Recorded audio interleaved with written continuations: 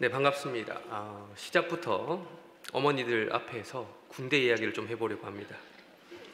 여성들이 가장 듣기 싫어하는 이야기 중에 하나가 이제 군대 이야기라고 하던데, 그러나 여기 계신 여성분들은 그냥 여성이 아니고 어머니가 되신 여성분들이죠. 그래서 이미 군대에 다녀왔거나 혹은 군대에 보낼 아들을 두신 분들이 여기 많으실 겁니다.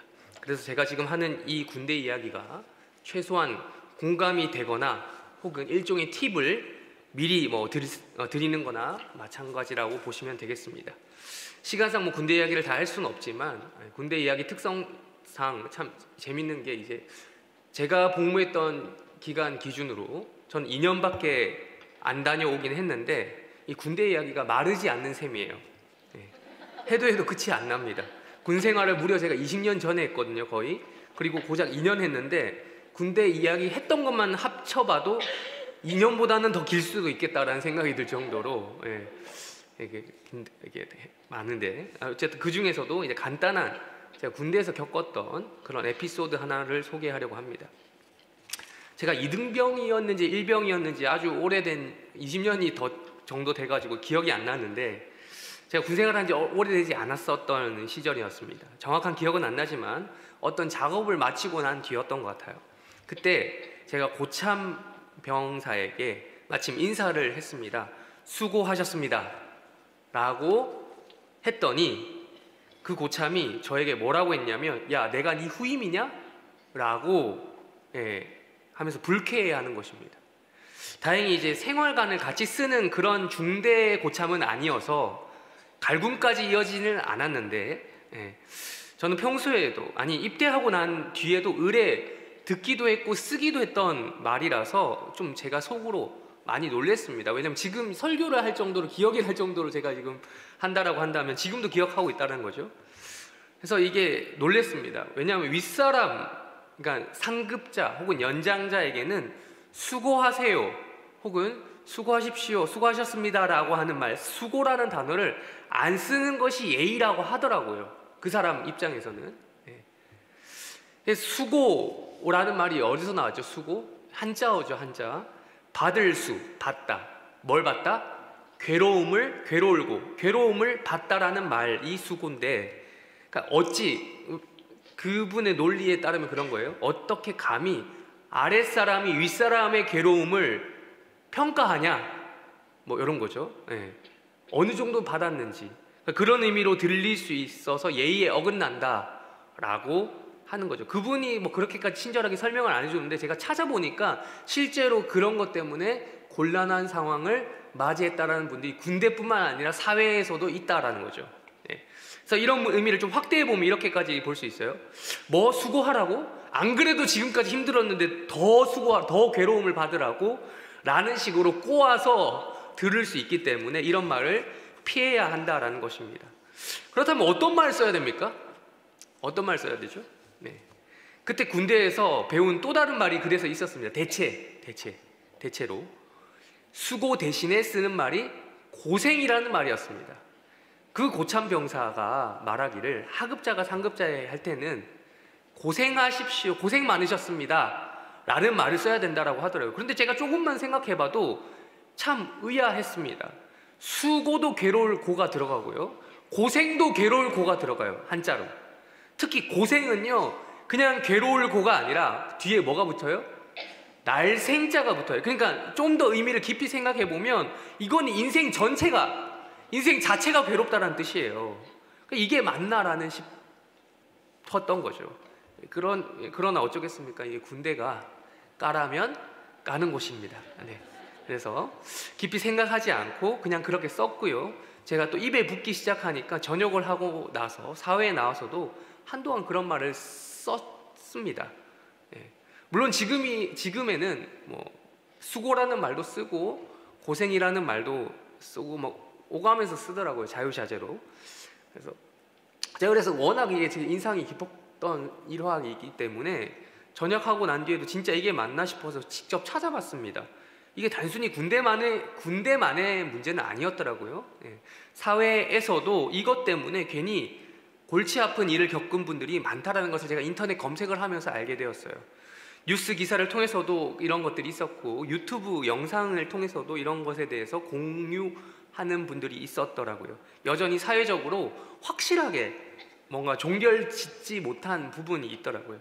그래서 제가 가져왔습니다. 국립국어원 홈페이지에 한번 띄워주실까요? 질문을 올리신 분의 그게 있더라고요. 한번 띄워주실까요? 안 되나요? 네. 네네, 예, 맞습니다. 네, 요거 여러분 국립국어원 홈페이지에 가면 이런 맞춤법이나 사용 용례가 맞는지 아닌지에 대해서 이제 궁금해하시는 분들이 그 게시판에 질문을 올리는 코너가 있어요. 여러분도 이런 거 활용해 보시면 되는데, 자 보세요. 이런 사람이 저만 있었던 게 아니죠.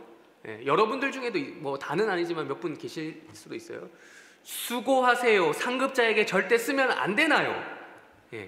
이 말을 대체할 말이 없어서 보통 사회에서 쓰는 말 중에 하나인데, 최근에 이걸 쓴 사람이 이 말로 지적을 받았다는 거죠. 직급은 하나 위밖에 안 되는데 동갑이에요. 수고하세요 했다가 야 네가 상급자한테 쓰는 말이 아니다 라는 소리를 들어서 화가 났다라는 거죠. 자기도. 직급이 하나 차이 나는데 그래도 상급자니까 수고하세요라는 말을 상급자한테도 편하게 쓸 수 있는 것 같은데 썼다가 이렇게 뭐 일본말로 쿠사리를 먹은 건가 하여튼 뭐 이렇게 했다는 거죠. 답이 더 가관입니다. 답을 보여주실까요? 빨간 거 잘 보십시오. 국립국어원에서 답을 달아놓은 겁니다.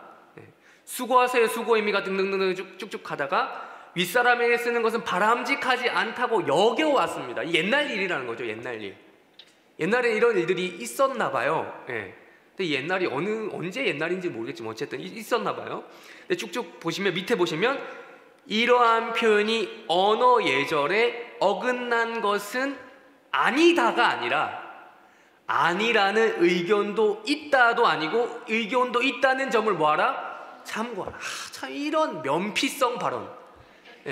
확실히 기면기고 아니면 아니다라고 얘기를 해주면 좋겠는데, 여기서도 뭔가 국립국어원 측에서도 이렇게 두루두루 이런 부분을 허용해주고 있는 것 같다라는 생각이 듭니다. 좀 속 시원하진 않지만 어쨌든 뭐 경우에 따라 써도 된다라는 것이겠죠. 수고라는 말이 잘못됐다는 것은 아니라고 이야기해주고 있습니다. 그러니까 상대가 이것 때문에 기분 나빠하면 굳이 안 쓰시면 됩니다. 안 쓰시면 되고 대부분의 경우 써도 상관이 없다라고 답을 또 내놓고 있습니다. 그냥 쓰시죠. 적어도 여기 모인 우리 어머니 기도에 이제 멤버들 사이에서는 그냥 쓰기로 우리 합의를 볼까요? 네, 쓴다고 해서 기분 나빠하시면 안 됩니다. 우리 한번 연습해 보시죠. 옆에 사람 보시면서 축복합니다 하지 마시고 수고하셨습니다. 수고하세요. 네, 수고하세요. 수고 많으셨습니다. 네. 기분 나쁘신 분 계세요? 네. 혹시 모르니까 상대 봐가면서 하세요. 네. 그래서 분명히 기분 나쁘시면 분명히 거절을 표해 주시기 바랍니다. 자, 네. 그럼 수고하지 말고 고생도 할까? 우리 고생하셨습니다. 해볼까요? 고생 많으셨습니다. 근데 고생 많으셨습니다. 고생하셨어요. 고생하세요. 네. 자, 아침부터 축복 안 하고 이제 수고로 시작을 하는데, 네. 자, 엄마가 그런 존재입니다. 엄마는 그 자체로 수고로운 존재다라는 거예요. 제가 엄마 하느라 수고했네라는 멘트를 문구를 어머니 기도에 어디서 봤거든요. 근데 그 최근의 구호에는 없더라고요. 옛날에 있었나요? 옛날 구호에 있었나요? 최근에도 있어요? 아, 최근에도 있군요. 제가 어머니 기도에 죄송합니다. 관심이 좀 덜했나 봐요. 엄마 하느라 수고했네라는 문구를 제가 봤어요. 엄마는 그 자체로 수고로운 존재다라는 거죠. 엄마는 수고한 사람이 맞아요. 성경에도 그렇게 적혀져 있거든요. 우리 창세기 3장 16절 읽어볼게요. 창세기 3장 16절 다시 한번 읽어보겠습니다. 시작. 네.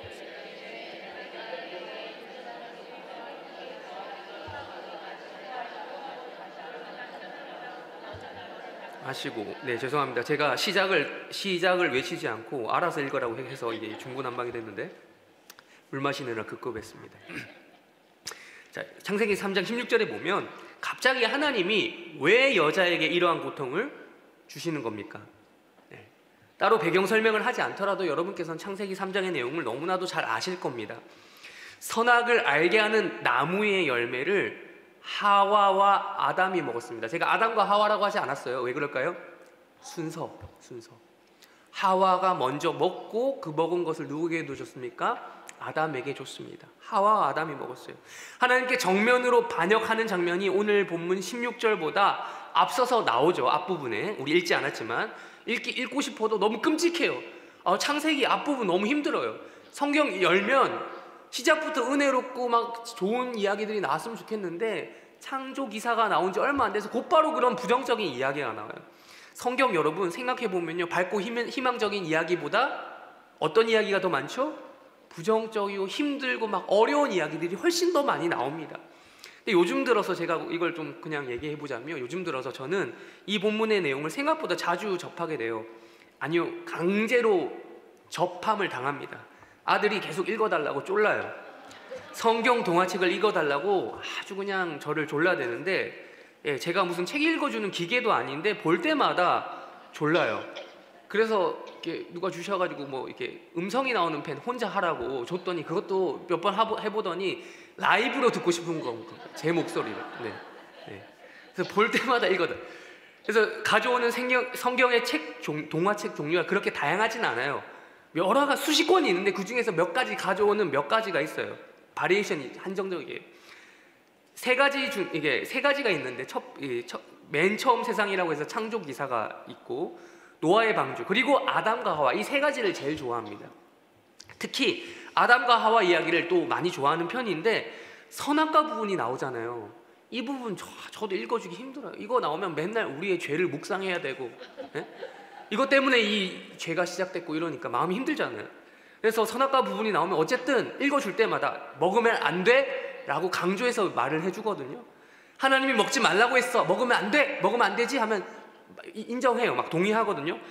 근데 먹지 말라고 했는데 그 하자마자 어떻게 하냐면 손으로 먹어요. 먹는 행위를 해요, 애가. 이거는 제가 볼 땐 식탐이 아니에요. 죄성이에요. 식탐을 넘은 수준이에요. 그러니까 말씀에 반역하는 본성이 이 아이에게 새겨져 있다는 것을, 우리 아들만 그런 건 아닐 거라 확신을 하고, 이걸 제가 확인하는 현장을 경험한 거죠. 애가 몰라서 그런 줄 알아서 처음에는 말을 못할 때도 책을 읽어줬으니까, 말 못할 때도 책을 읽어줘가지고 말 못할 때 진짜 얘가 말을 못해서 혹시 못 알아먹어서 그런 줄 알았는데, 분명히 하나님이 먹지 말라고 해서 제가 요즘에 얘기하면 알았다 그래요. 그러니까 요즘에 말을 잘하잖아요. 선악과 그림이 나오자마자 본인 입으로 먼저 이렇게 얘기합니다. 먹으면 안 돼, 선악과 먹지 마, 이렇게 얘기하거든요. 먼저 말한 다음에 바로 웃으면서 먹어요. 야, 이거 냠냠하면서 먹는 흉내를 낸다는 거죠. 키득키득 웃으면서 요즘에는. 무슨 제가 볼 때는 배트맨 그 영화에 보면 조커 아시죠? 조커. 그런 범죄를 서슴없이 저지르는. 선악과가 이래서 무서운 거구나. 아담과 하와 때부터 내려오는 범죄가 이런 거구나 라는 것을 제가 경험한다니까요. 물론 나 자신을 봐도 그렇지만 애를 봐도 알 수 있다는 거죠. 가르쳐 준 적이 없거든요. 아니, 오히려 먹지 말라고, 고의로 먹으면 안 된다고 했는데 고의로 한다니까요. 먹으면 죽는다, 벌 받는다, 하나님한테 혼난다 라고 먹는다. 학습 효과가 없나 라고 생각이 될 정도로 그렇다는 겁니다. 물론 이 아이가 그 책의 내용을 그냥 말 그대로 동화책처럼 내용의 심각성을 잘 모르는 것일 수도 있겠죠. 그리고 또 위협에도 크게 굴하지 않은 이 아이만의 특성이 있겠죠. 그렇지만 아담과 하와가 타락한 영향력이 이런 식으로 우리에게 전달되어지고 있구나라는 것을 저는 나름의 결론을 내리고 있는 거예요. 뭐 이런 말이 있습니다. 쾌락에는 책임이 따른다는 말 들어보셨습니까? 그래요. 아담과 하와, 이제 순서상 따지면 하와와 아담이 선악과를 먹는 일탈을 저지르는 그 순간에는 그 나름의 쾌락을 극도로 경험했을 겁니다. 요즘 말로 하면 도파민 혹은 뭐 아드레날린이라고 할까, 그 수치가 폭발했을 겁니다. 그러나 그러한 쾌락에는 책임이 따라왔습니다. 아니, 그 정도의 말로 부족했어요. 쾌락에는 그 얻은 쾌락 이상의 책임이, 즉 고통이라고 하는 책임이 따라왔습니다. 그 고통은 곧 무엇이라고 성경에서 이야기하고 있습니까? 죽음입니다. 하나님을 반역한 대가로 죽음 혹은 죽음에 이르는 과정, 모든 죽음에 이르는 부정적인 상황이 아담을 대표로 하는 인류, 모든 인간들에게 발생하게 된 것입니다. 그러니까 우리가 이런 말이죠. 사는 것 자체가 고통이다, 수고다, 괴로움이다, 힘이 든다라는 것이 당연하게 되어버린 것입니다. 특히 하나님께서는 선악과를 먹은 사람 순서대로 그 고통이 무엇을 말하는지, 고생과 수고가 뭔지, 그리고 그 어떤 방식으로 너가 죽음에 이를 것인지, 그리고 죽음에 준하는 상황을 맞이하게 될 것인지 그 저주를 선포하시는 거죠. 우리 16절 읽었지만 다시 한번 읽어보겠습니다. 시작. 또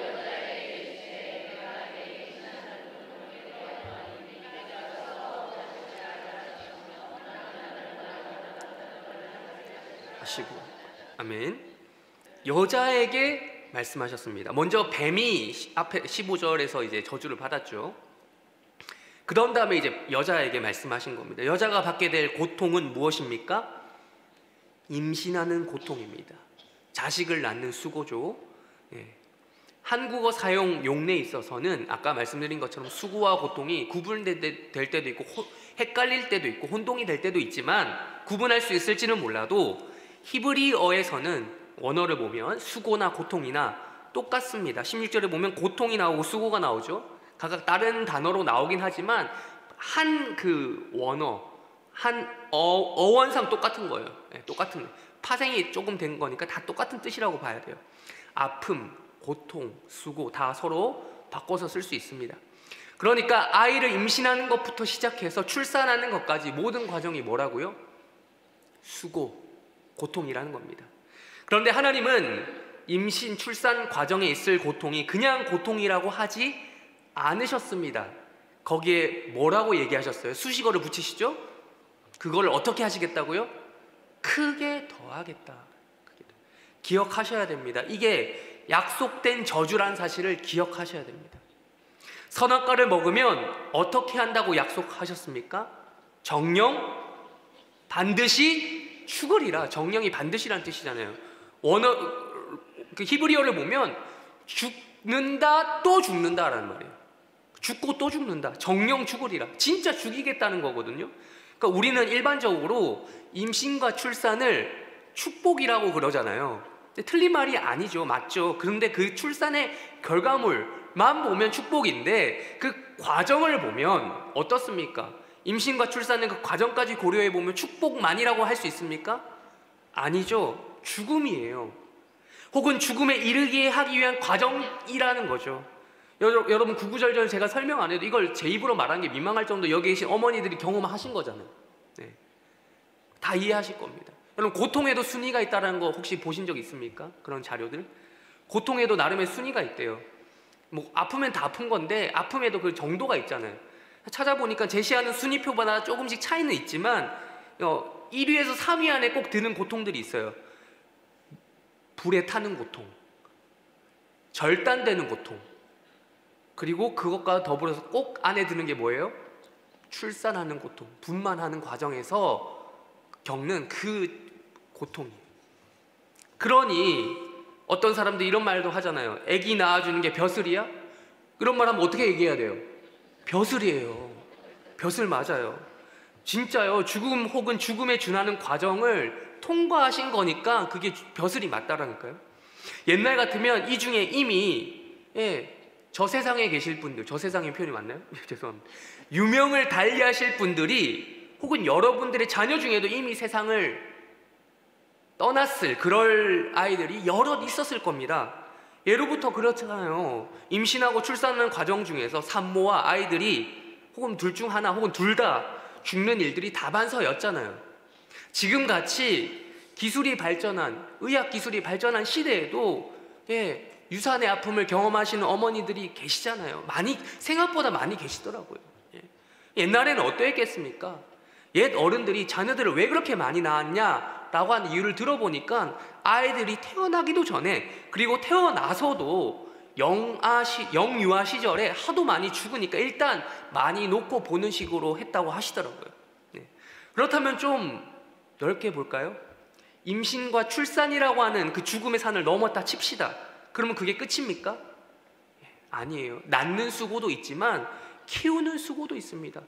들어보니까 어떤 분들은 뭐 낳는 게 힘드신 분들은 또 뭐 키우는 게 상대적으로 수월하신 분들도 있겠지만, 낳는 거는 그래도 뭐 길어봤자 그 산통이라고 할까, 진통이 하루 안에는 뭐 끝날 수 있죠. 요즘은 또 제왕절개하면 금방 또 하니까.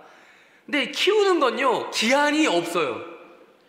그래서 키우는 게 더 힘들다 라고 또 하시는 분들이 있더라고요. 이것 또한 고통 아니겠습니까? 낳는 수고도 수고지만 키우는 수고 또한 고통 아닙니까?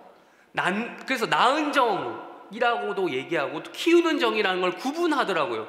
물론 그게 하나로 통짜로 이루어져 있지만, 키우는 정, 낳은 정을 괜히 구분해서 부르는 게 아니다라는 것이죠.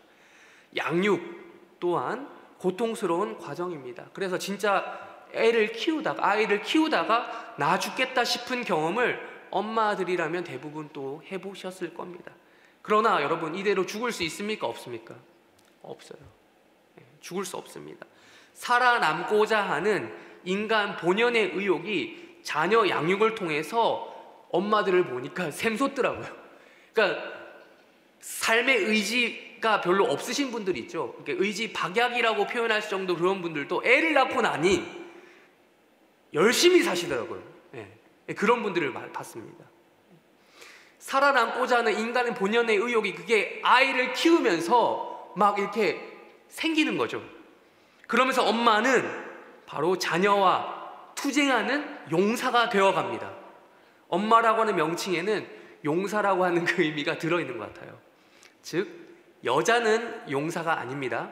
여자는 용사가 아닙니다. 그렇지만 엄마는 용사입니다. 이 엄마라고 하는 용사는 또 자녀하고만 투쟁하지는 않습니다. 누구하고도 싸우나요? 누구하고도 투쟁하게 됩니까? 오늘 16절 읽었죠? 16절 하반절에 나오죠? 누구하고도 싸웁니까? 남편하고도 싸웁니다. 이걸 16절 하반절 우리 다양한 번역본으로 한번 보면 재미있기 때문에 한번 보도록 하겠습니다. 우리 차근차근 뒤에 뭐 개역개정, 개역한 걸 이런 거 읽지 말고 쭉 한번 읽어보겠습니다. 너는부터 읽겠습니다. 시작. 너는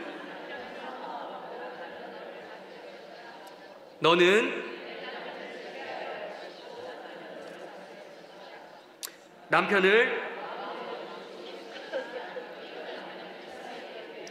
자, 번역이 되게 다이나믹하죠. 개역개정, 우리가 예배 시간에 활용하고 주로 읽는 성경은 개역개정 메뉴에 있는 거죠. 그 기준으로 원하고라고 번역된 히브리어는 테슈카라고 하는 단어인데 뭐 이걸 굳이 알 필요는 없고요. 갈망하다, 열망하다, 사모하다라는 단어입니다. 그런 뜻을 가지고 있어요.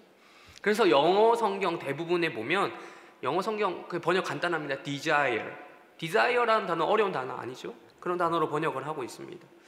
그래서 개역 개정은 desire를 그대로 또 번역하면 원하고가 되죠. 똑같습니다. 개역 한글은 사모하고, 사모가 이제 바란다는 뜻이에요. 원한다, 다 똑같은 말이죠. 그렇게 번역한 겁니다. 근데 이제 이게 뒷구절하고 연결지어서 보면 이 원하고를 어떻게 받아들이냐에 대한 좀 차이가 생기는데, 뒷구절 아내를 향한 남편의 태도와 연결해서 한번 보겠습니다. 보면 개역 개정과 개역 한글은 어떻게 이해가 되십니까? 남편의 태도와 연결해서 보면 뭔가 개역 개정과 개역 한글 위에 두 개는, 위에 첫 번째 두 번째까지는 뭔가 유교적인 여성, 조신한 마음가짐, 이런 유교적인 여성상을 표현하고 있는 것처럼 보입니다. 이에 반해서 우리 세 번째와 네 번째 쉬운 성경이나 공동 번역을 보시니 어떻습니까? 유교적인 여성상이 아닙니다. 좀 더 적극적인 번역을 채택했다라고 볼 수 있습니다. 왜 그러면 남편을 원하는가? 왜 남편을 사모하는가라는 이유를 좀 더 고민한 후에 나름의 결론을 번역을 약간 그 뭐라고 할까요? 이 번역자의 그 가치관과 의견이 좀 더 들어간 거예요, 여기. 그래서 아까 말씀드린 것처럼 첫 번째, 두 번째 개역개정과 개역 한글을 보면 오매불망 남편 기다리는 망부석 마냥 전통적인 아내상을 이야기하는 것처럼 보이지만 밑에 거 세 번째, 네 번째 쉬운 성경과 공동 번역과 같은 걸 보면 이 갈망이 뭘 얘기하는 것이냐? 남편을 뭐 하고자 하는 갈망이요? 지배하고자 하는 갈망. 마음대로, 좀 공동 번역이 더 재밌습니다. 마음대로 뭐 하고 싶은 거? 주무르고 싶어 하는 그런 갈망이다라고 아주 세게 번역이 되어 있는 겁니다. 그러니까 자녀하고만 투쟁하는 것이 아니라 누구하고도 투쟁한다? 남편하고도 투쟁한다. 이렇게 마음대로 주무르고 지배하고자 하는 걸 남편이 허락합니까, 여러분? 여러분들 경험해 보시잖아요. 실생활에서. 이거는 성품과 관련이 있습니까, 없습니까? 없습니다. 성향이 아주 점잖은 사람이고 조용하고 소극적인 사람이 내 남편이에요. 그런 사람이 이런 걸 허락합니까, 안 합니까? 아니요, 안 허락합니다. 대부분의 남편, 정말 100에 하나 정도 있을지도 모르겠습니다만 대부분의 경우는 그리 허락하지 않습니다. 이거는 성품과 성향의 문제가 아니에요. 하나님이 만드신 성, 젠더, 그에 관련된 문제라는 것입니다. 그러니까 자녀하고만 투쟁하는 것이 아니라 결국 이 아내가 누구랑도 투쟁한다? 남편과 투쟁한다. 그런데 좀 자세히 들여다보면 이 투쟁은 나름의 이유가 있습니다. 나름의 이유가 있어요. 무엇을 위한 투쟁인가? 아까 얘기했잖아요. 앞에서 수고하고 고통한다라고 했죠. 임신과 출산, 그 자녀 양육의 과정 가운데서 수고하고 고통한다라고 했는데 이거는 결국 무엇을 전제를 합니까? 수고와 고통 끝에는 뭐가 있어요? 수고를 왜 하는데요? 죽음이 있다니까요. 수고하다가 죽는 게 인생이라니까요. 고통을 받다가 끝에는 죽음이 있다니까요. 여러분, 우리가 젊을 때는 왜 건강하게 살아가고 있습니까? 그걸 고통과 수고를 이겨낼 힘이 있잖아요. 근데 나이가 들고 이러면 그걸 이겨낼 힘이 없어서 죽는 거잖아요. 그러니까 이것은 결국은 죽음이 있다는 걸 전제라고 하고 있는 겁니다. 고통이 극대화되는 것은 곧 죽음을 말하는 거죠.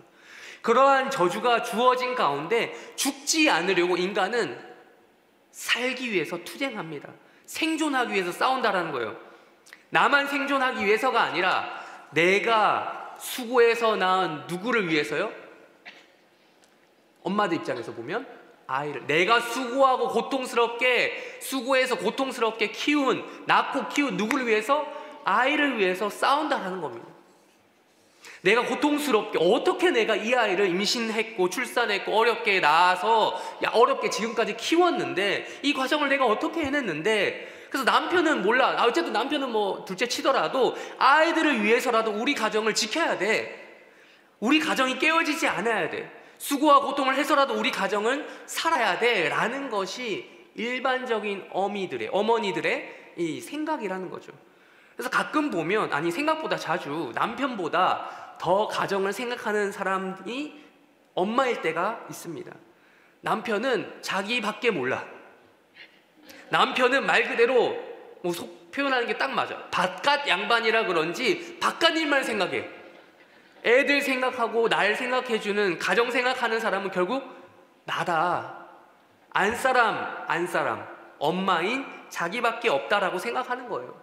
그러다 보니 그런 생각이 또 지나치다 보면 여러분, 남편의 남편됨을, 가장의 가장됨을 인정하지 못할 때가 있습니다. 생겨요. 그럼에도 성경은 무엇을 이야기하고 있습니까? 남편의 가장됨을 이야기합니다. 오늘 창세기뿐만 아니라 신약 성경 여러 바울의 서신서에도 보면 그런 남편과 아내의 관계를 잘 이야기하고 있지 않습니까? 그런데 현실은 그렇지 않아요. 성경 시작 부분 창세기 3장에서도 그걸 이야기하고 예고하고 있잖아요. 이 남편과 아내의 관계가 죄가 이 땅에 들어온 이후에 어그러지고 있다는 거예요. 어그러진다라는 거예요. 어떠한 목적에서 아내가 남편을 갈망하든지 간에, 그러니까 좀 설명하자면 지배하기 위한 목적이든, 아까 앞에서 본 것, 지배하기 위한 목적이든, 그러니까 3번, 4번이죠. 세 번째, 네 번째. 아니면 말 그대로 1번, 2번. 남편을 말 그대로 정말 사랑해서 오매불망 집에 서방님 언제 들어오세요? 하는 그런 목적이든 간에 어쨌든 그 둘 다 갈망한다고 한다면 결과적으로 이 둘 사이가 투쟁하는 관계가 되어버린 것입니다. 엄마는 남편을 원합니다. 엄마는 아빠를 원합니다. 엄마는 아빠를, 아내는 남편을 원합니다. 적극적으로는 진짜 사랑해서 원하고요, 소극적으로는 하다 못해 남편이 내 아이, 우리를 신경 안 쓴다, 이러면 아이와 나를 신경을 쓰지 않는다 하면은 이 아이들과 나의 생존을 위해서 남편이 못할 것 같으면 나라도 지배권을 가지려 한다라는 것입니다. 그래서 예로부터 이런 말이 있죠.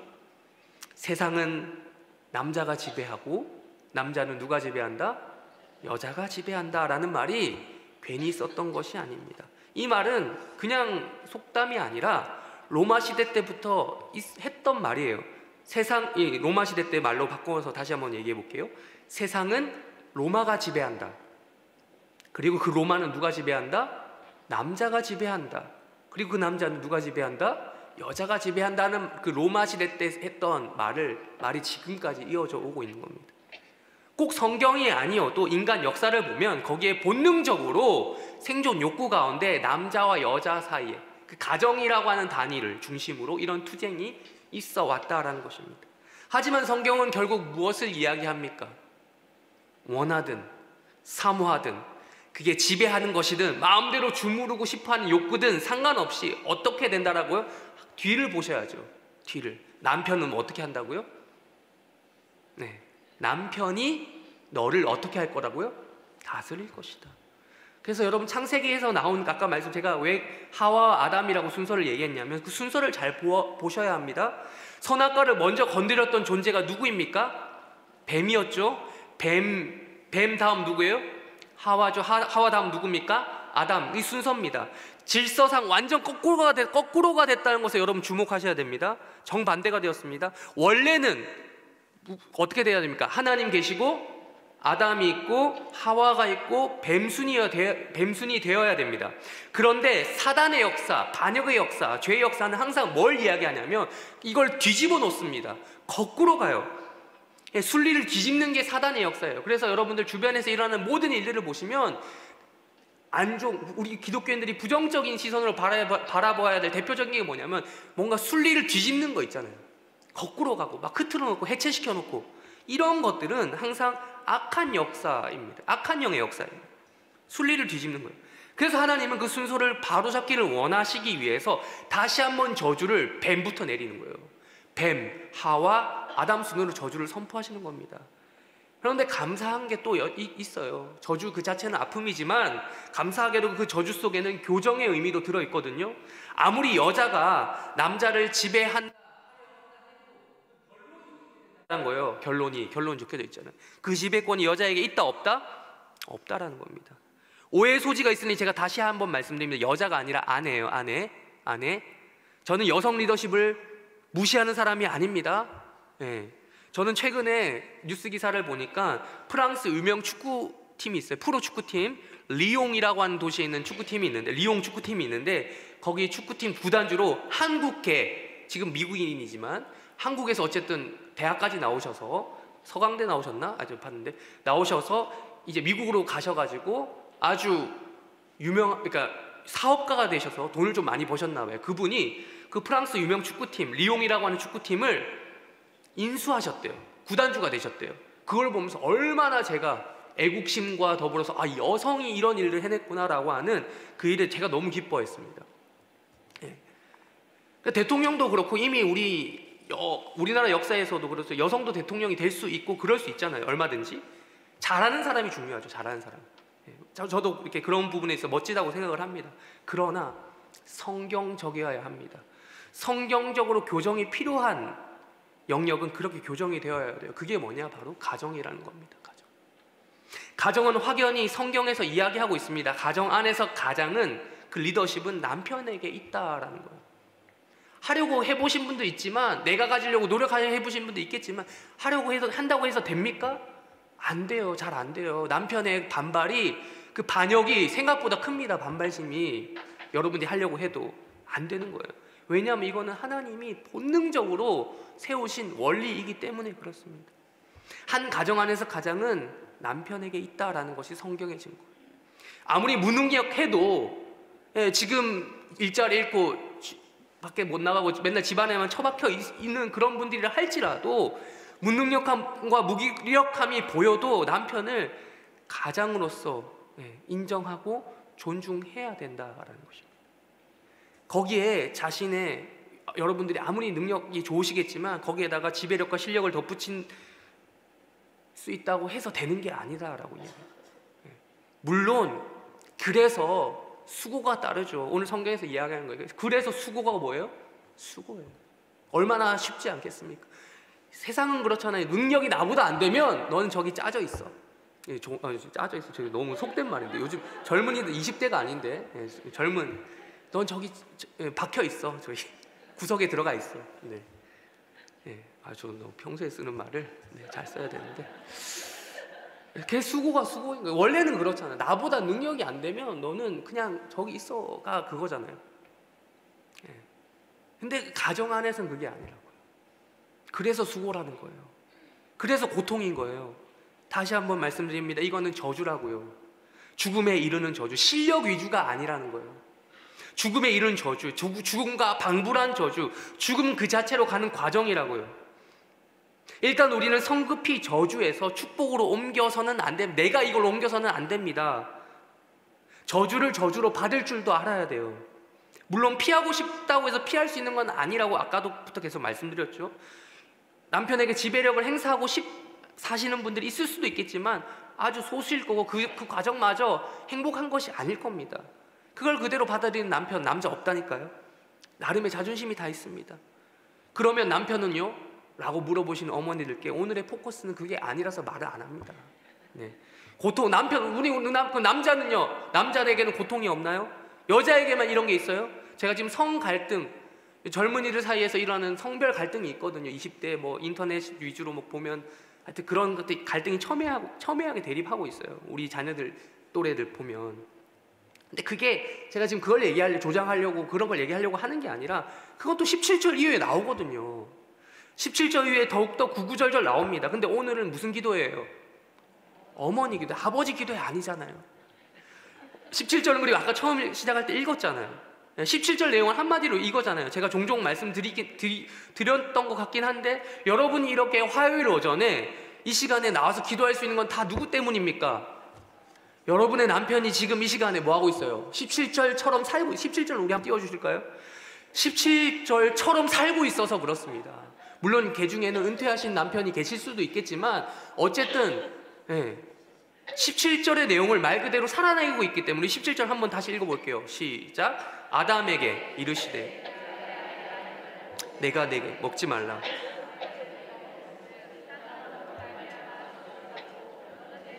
수고하여야 그 소나를 먹으리라. 아멘. 제가 가끔씩 저희 아내에게 이런 얘기를 하면 안 되나? 그럴 거면 너가 나가서 돈을 벌어. 그럼 내가 다 하겠다. 이런 말을 가끔씩 할 때가 더 구체적으로 들어가면 위험하기 때문에 안 하고. 아무튼 그럴 거면 너가 나가서 돈을 벌면 된다. 어머니들 이런 얘기 들어보신 분들도 있으리라 생각합니다. 그러니까 남편들은 17절, 18절, 19절까지 읽지 않았지만 18절, 19절까지 이 말씀을 몸소 살아내고 있어요.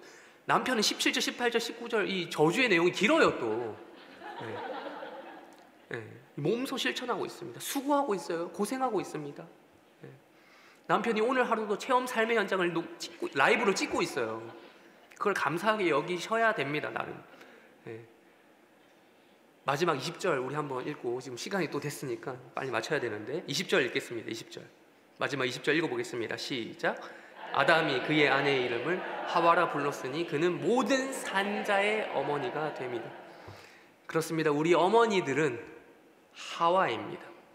모든 살아있는 자의 어머니. 하와라는 단어가 이제 살아있다라고 하는 단어에서 파생된 하야, 살아있다. 비동사, 어려운 단어는 아닌데 거기서 파생된 살아있다. 살아있다는 말 어려운 말 아니죠. 거기서 하와라는 말이 나왔어요.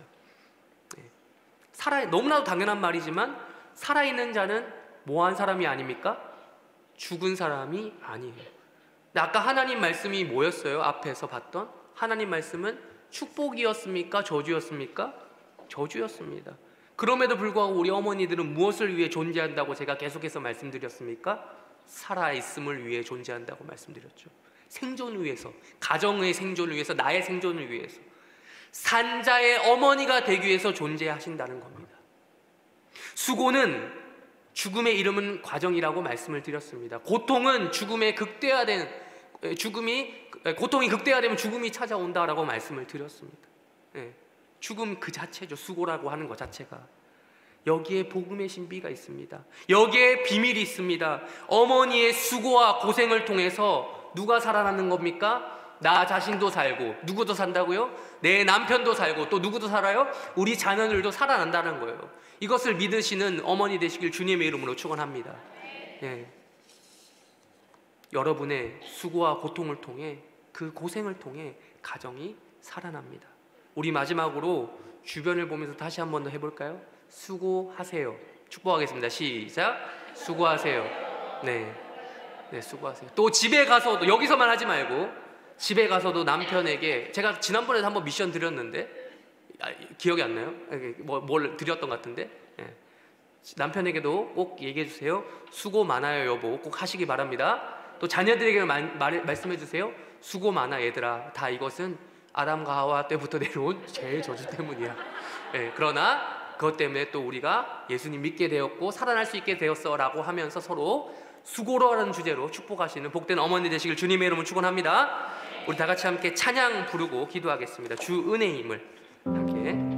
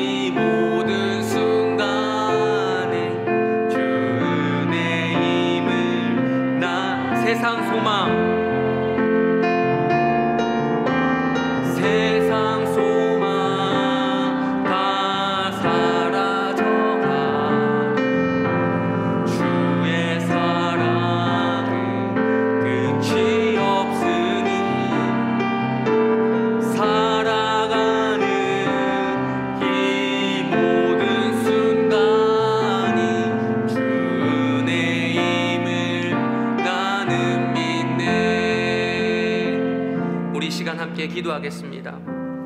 먼저 자기 자신을 바라보면서 기도하겠습니다. 자기 자신을 묵상하라는 뜻이 아닙니다. 내 안에서 묵상할 거리는 죄성밖에 없잖아요. 그거 말고요. 내가 아이를 임신하고 출산하고 육아하는 과정을 거쳤고 또 거치고 있고, 정말 수고하고 있는데 그 수고를 수고답게 여러분 여기십니까? 인정하지 않으려 하는 건 아닙니까? 혹은 너무 과하게 생각하려고 하는 것은 아닙니까? 성경에서 분명히 이야기하고 있잖아요. 수고하고 있다라고, 수고해야 된다고. 그거를 있는 그대로 받아야 돼요. 회피하려고 해서 되는 것도 아니지만 받으셔야 돼요. 그게 하나님의 뜻이에요. 하나님, 나 정말 수고하고 있는데요, 하나님 나 정말 수고하고 이 말씀을 일종의 성취를 내가 말씀이 성취되고 이루어지고 있는 것을 내 삶을 통해서 내가 느끼고 있고 겪고 있는데, 이게 뭐 안 믿는 사람들은 어떻게 생각할지 모르지만 적어도 나는 이걸 믿음 안에서 해석해야 되지 않겠습니까?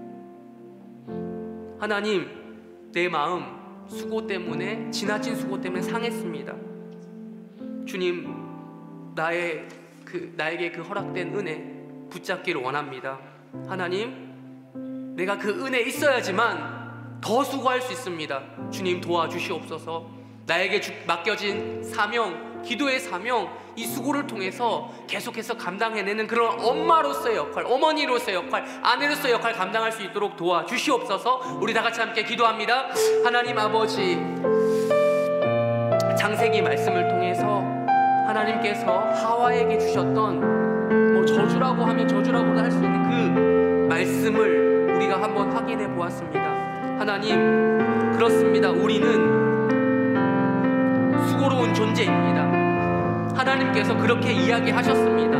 임신하는 고통을, 그리고 자식을 낳는 수고를 그냥 있는 정도가 아니라 크게 더할 거라고 말씀하셨습니다. 주님, 이것이 나에게 주어진 운명, 숙명 정도로 아니라, 그 정도가 아니라 사명임을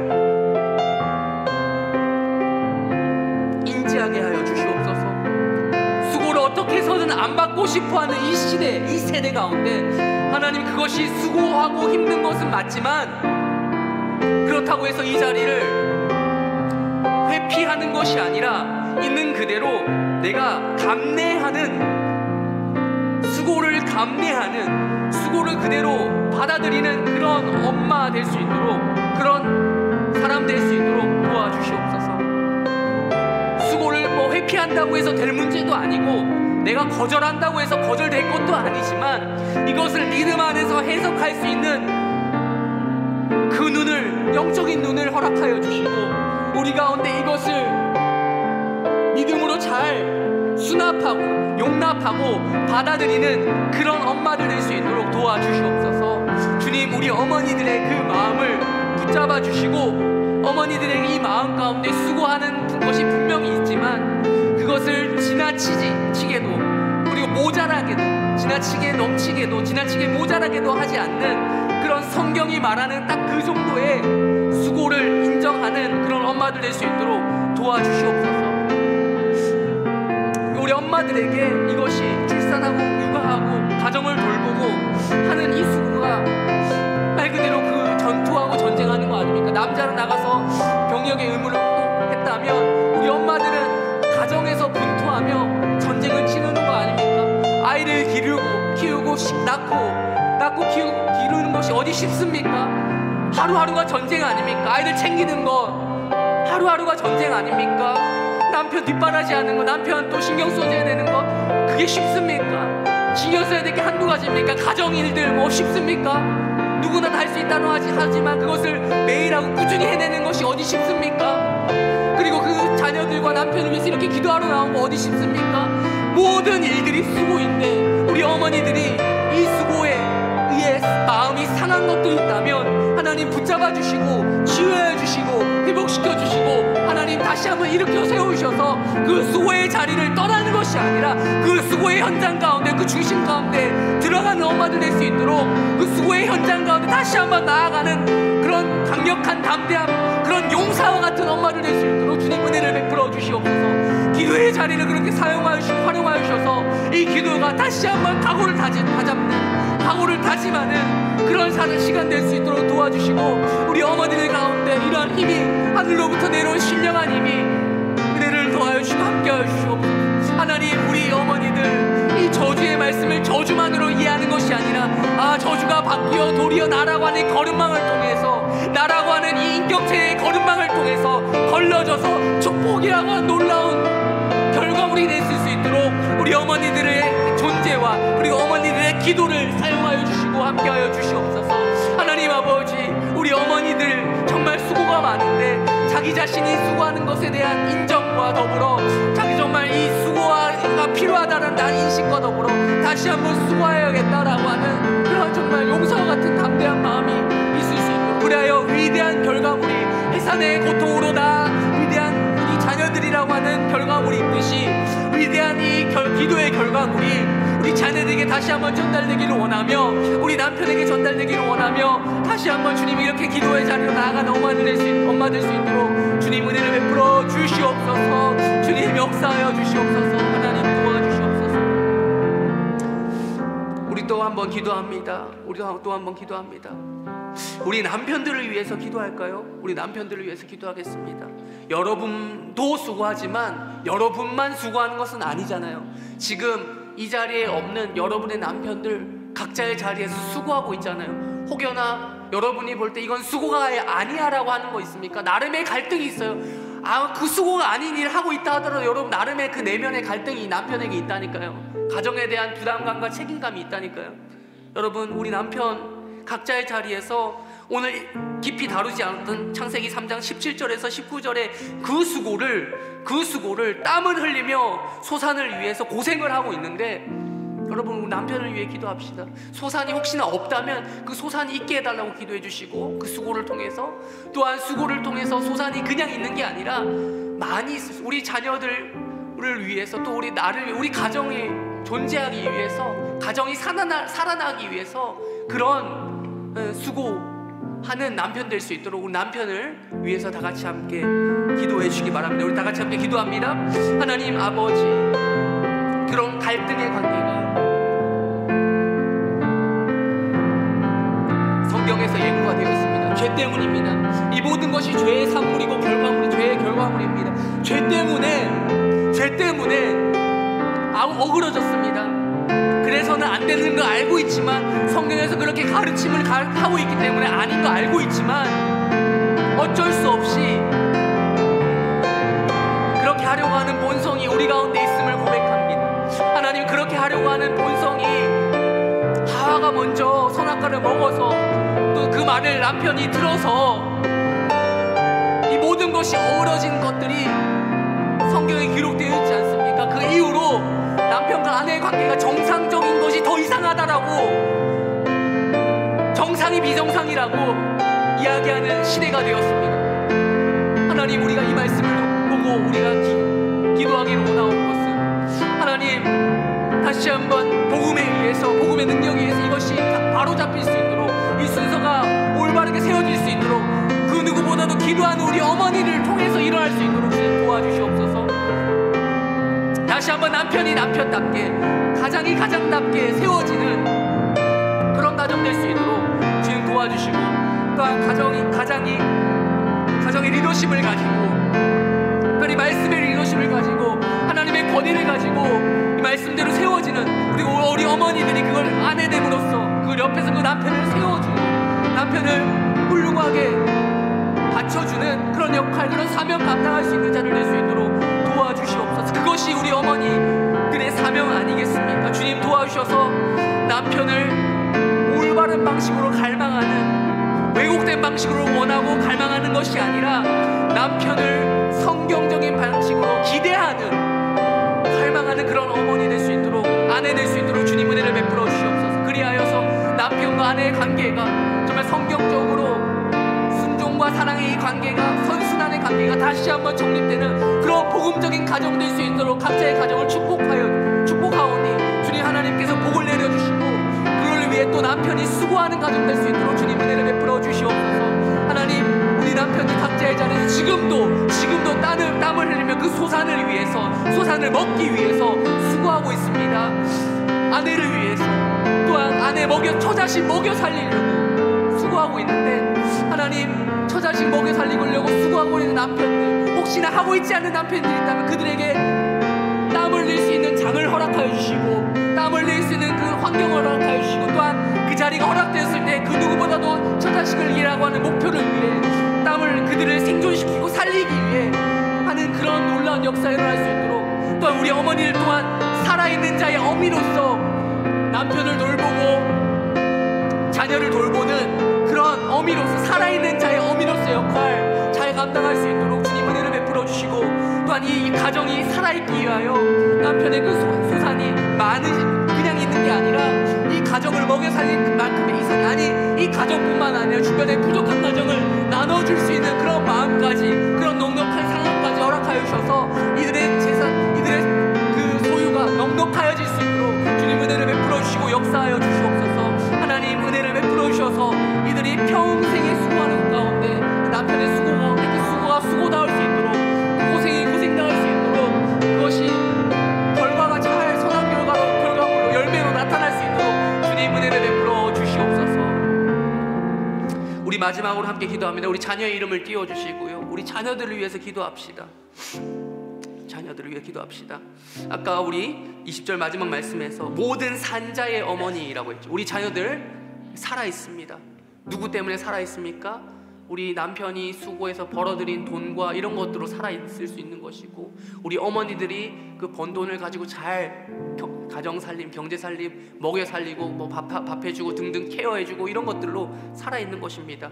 우리 자녀들이 정말 살아있는 자, 산자의 어머니 된 여러분 때문에 우리 아이들, 이 이름 적혀져 있는 아이들이 계속해서 살아나는 그런 아이들 될 수 있도록 기도해 주시길 바랍니다.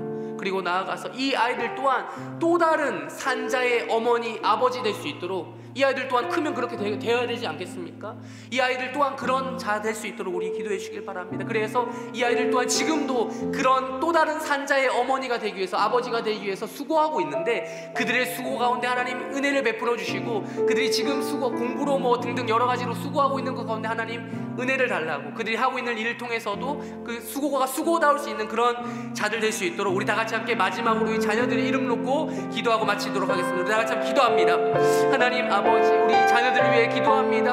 자녀들이 정말 지금도 자기의 자리에서 수고하고 있습니다. 지금 우리 자녀들이 살아갈 수 있는 이유는 무엇 때문입니까? 다 우리 어머니들의 기도와 어머니들의 케어와 어머니, 산자의 어머니 된 이 어머니들의 이런 관심과 노력 때문에 지금 이 아이들이 살아있을 수 있는 겁니다. 원래 우리 인간은 죽음으로 인해 달려갑니다. 다 죽을 수밖에 없는 존재입니다. 그러나 바로 죽지 아니하고, 곧바로 죽지 아니하고 지금 이렇게 살아있을 수 있는 이유는 무엇입니까? 우리 어머니는 또 다른 살아있는, 또 다른 죽음으로 갈 존재이지만 지금은 살아있어서 이 아이들을 케어할 수 있는 우리 어머니 때문이 아닙니까? 또한 우리 지금 이 아이들을 위해 수고하고 땀을 흘려 노동하고 있는 우리 아버지들 때문 아닙니까? 부모 때문이 아닙니까? 부모 때문에 이 아이들이 살아있습니다. 그걸 이 아이들이 알게 하여 주시옵소서. 이 아이들이 깨닫게 하여 주시고 부모에 대한 감사함을 알 수 있는 아이들 될 수 있도록 도와주시옵소서. 지금 당장 혹시나 모르는 아이들이랄지라도 언제는 커서라도, 훗날이라도 우리 엄마 아빠가 나 먹어 살리려고, 나 살리려고 이렇게 열심히 살았구나. 나도 살아있는 자의, 또 다른 살아있는 우리 자녀들을 위해 또 다른 이의 살아있는 자의 어미가 되어 있구나. 나도 어머니가 되어 있구나. 나도 아버지가 되어 있구나라는 이러한 고백이 우리 자녀들의 입술에서부터 나올 수 있도록 주님 은혜를 베풀어 주시고 역사하여 주시옵소서. 주님, 우리 아이들 그렇게 살려 주시옵소서. 우리 아이들 살아있는 자가 되어 또 다른 자들, 죽어가는 영혼들을 살려내는 그런 역할 감당할 수 있도록 주님 도와주시고, 지금 각자의 자리에서 수고하고 있는 것 가운데, 수고와 고통 가운데서도 주님, 그들이 그 수고와 고통의 자리를 회피하고 떠나고 버리는 것이 아니라 그 수고와 고통의 자리를 감내하고 묵묵히 그 자리에서 이겨내는 그런 인내와 끈기와 성실, 그런 허락하여 주셔서 우리 아이들이 그 자리에서 자라나기를 간절히 소망합니다. 그래야 그 아이들 또한 또 다른 산자의 어머니, 아버지가 되어 그들 또한 이것이 저주가 아니라, 저주로서 감내해야 되겠지만 저주로 끝날 것이 아니라 저주가 축복의 놀라운 결과물로 바뀌어지는 그 놀라운 전환, 복음의 비밀과 그 신비함과 그 복음의 축복이, 복음의 능력을 경험하는 우리 아이들 되기를 간절히 소망합니다. 지금 그 자리에서 주님, 그 아이들이 수고로운 것들을 잘 감당할 수 있는 그런 아이들 될 수 있도록 주님 은혜를 베풀어 주시옵소서. 주님 역사하여 주시옵소서. 그런 아이 되기를 간절히 소망하며 주님 도와주시옵소서. 감사하며 예수님의 이름으로 기도합니다.